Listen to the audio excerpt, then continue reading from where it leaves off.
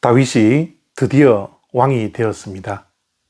사무엘에게 기름 부음 받은 후에 15년이라는 세월이 지나게 되었죠. 그 15년 동안의 세월은 정말 광야의 세월이었습니다. 그러나 다윗이 보낸 15년의 광야 생활은 헛된 시간이 아니었습니다. 광야라는 과정은 결코 잃어버린 시간도 아니요, 낭비된 시간도 아닙니다. 그 시간이 성숙되는 시간이라면 축복의 시간임이 틀림없습니다. 사무엘하 2장 10절과 11절 말씀입니다. 사울의 아들 이스보셋이 이스라엘 왕이 될 때에 나이가 40세이며 2해 동안 왕위에 있으니라. 유다 족속은 다윗을 따르니 다윗이 헤브론에서 유다 족속의 왕이 된 날수는 7년 6개월이더라. 아멘. 사울이 죽고 난 후에 다윗은 남유대의 왕이 되었습니다.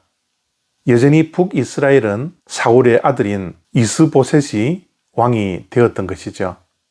다윗의 왕으로서의 첫 출발은 화려하지 않았습니다. 어쩌면 초라할 뿐이었죠.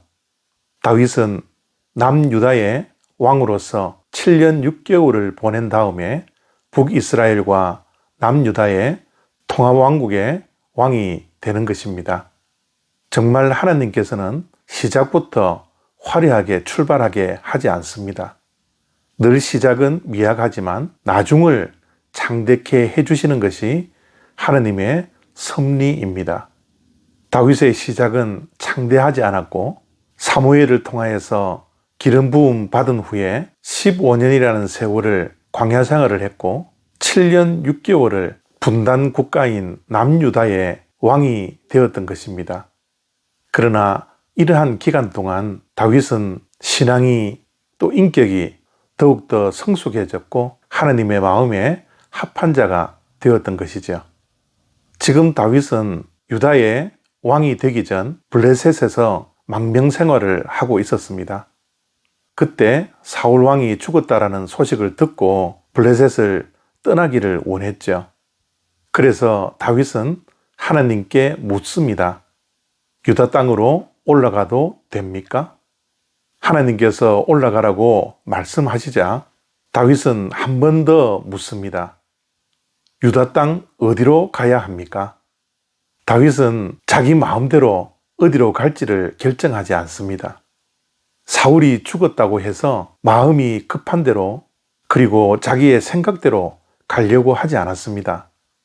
유다 땅 가운데 베들레헴이 자기의 고향임에도 불구하고 고향으로 가지 않습니다. 다윗은 하나님께서 가라는 곳에 가게 되고 또 가라고 해야지 가는 사람이었습니다. 북이스라엘과 남유다의 통합왕국의 왕이 되지 않고 남유다의 왕이 되었다 하더라도 하나님께 따지지도 않습니다. 다윗은 하나님께서 하라는 대로 가라는 대로 순종함이 있을 뿐이었죠. 왜 내가 이렇게 시간을 허비해야 하느냐고 하나님께서 사무엘 선지자를 통하여서 기름 부은 지가 언제인데 이제야 나를 왕을 시키느냐고 그리고 왜 내가 헤브론으로 가야 되느냐고 하나님께 묻지도 따지지도 않습니다. 왜 나의 시작은 이렇게 창대하지 못하고 초라하냐고 하나님께 반문하지도 않습니다. 오직 다윗은 하나님께 순종할 뿐이었습니다. 광야에서도 그랬고 왕이 되어서도 그런 삶을 살았습니다.